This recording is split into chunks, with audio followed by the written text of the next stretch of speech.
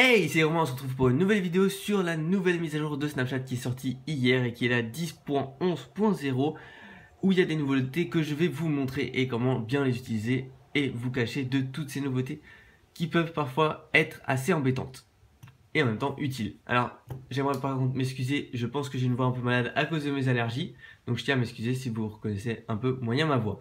Et j'aimerais aussi faire une parenthèse pour ceux qui utilisent les hacks de Snapchat que je présente sur ma chaîne. Si vous n'avez pas encore été les voir, n'hésitez pas à aller le faire.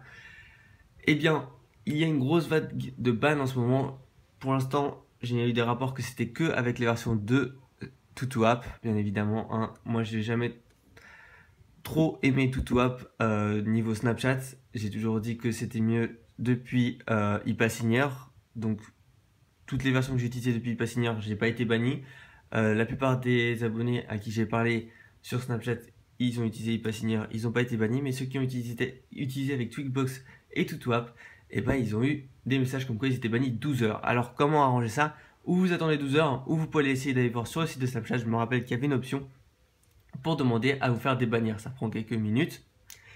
Et après, ils peuvent vous dire vous êtes éligible pour être débanni ou alors non, vous devez attendre d'être débanni dans 12 heures.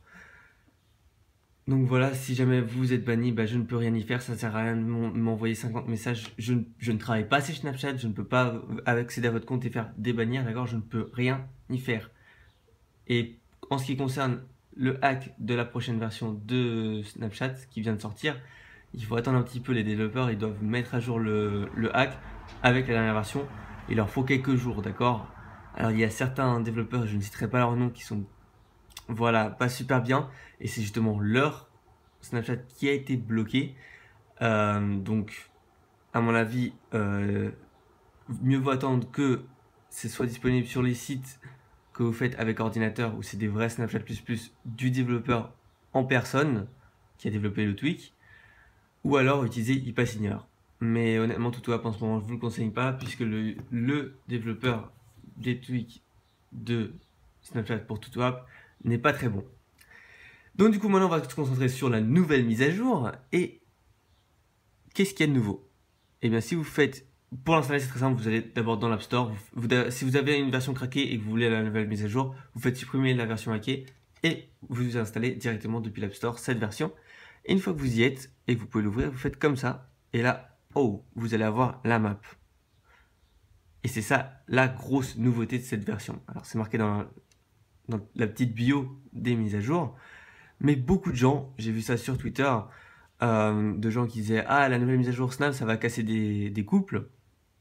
Et des gens dans les commentaires, dans les réponses, qui disaient « Ah, c'est quoi la nouvelle mise à jour Snap? Je comprends rien, ça marche comment, tout ça ?»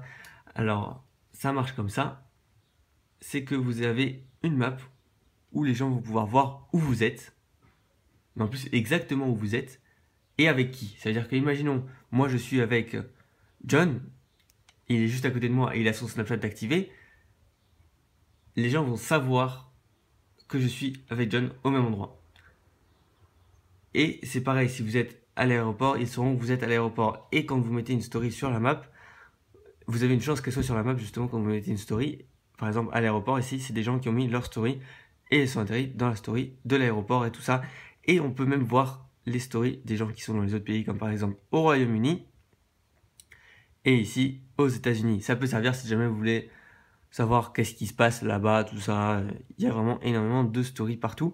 Surtout si vous zoomez, vous en aurez sûrement plus. Bon, là, non. Et vous avez les zones où il y a le plus de Snapchatters actifs. Par exemple, là, sur Paris, c'est là où il y a le plus de Snapchatters actifs dans toute la France.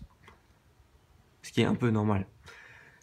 Et donc, du coup, vous pouvez modifier les réglages pour que seulement certains amis puissent voir où vous êtes. Par exemple, si vous voulez qu'il y ait que un de vos amis qui sache où vous êtes, vous faites sélectionner ses amis et vous sélectionnez les amis que vous voulez qui puissent accéder. Donc, du coup, par exemple, je décide que iRomain Off puisse voir où je suis et ce sera le seul de tous mes amis qui pourra. Et si jamais je sélectionne les autres amis, bon là j'en ai que 2, eh bien ils pourront voir aussi. Ou alors vous pouvez mettre juste mes amis et comme ça tous vos amis pourront voir. Si jamais vous voulez que personne ne voit, plutôt que d'aller sélectionner mes amis et ne sélectionner personne, parce que c'est pas possible à moins d'avoir un deuxième compte, vous pouvez faire le mode fantôme.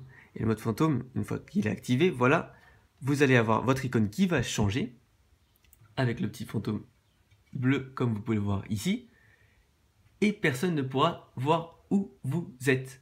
Vous pourrez toujours voir où sont vos amis si leur Snapchat, la map de Snapchat est activée pour eux et qu'ils n'ont pas mis le mode fantôme. Et bien vous pourrez les voir, mais eux ils ne pourront pas vous voir et vous pouvez les réactiver autant de fois que vous voulez ici. Et comme vous pouvez voir, vous avez même la petite map qui s'affiche ici sur la clé à molette.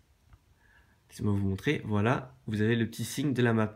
Et ici, si on fait mode fantôme et qu'on retourne en arrière, on a le petit signe du fantôme. Voilà.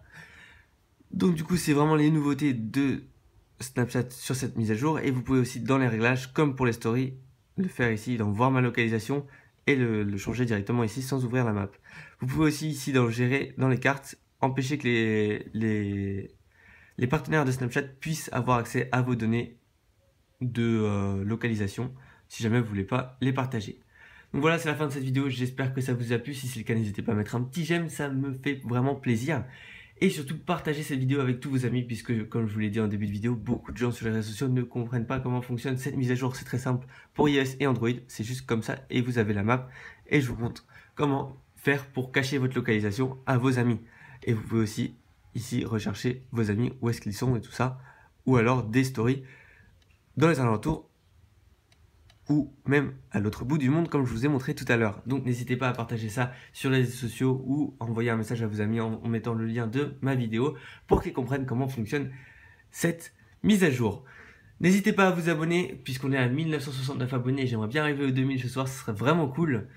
On grandit vraiment vite et ça me fait vraiment plaisir. Et c'est tout, j'espère que ça vous a plu, on se retrouve dans une prochaine vidéo. Ciao!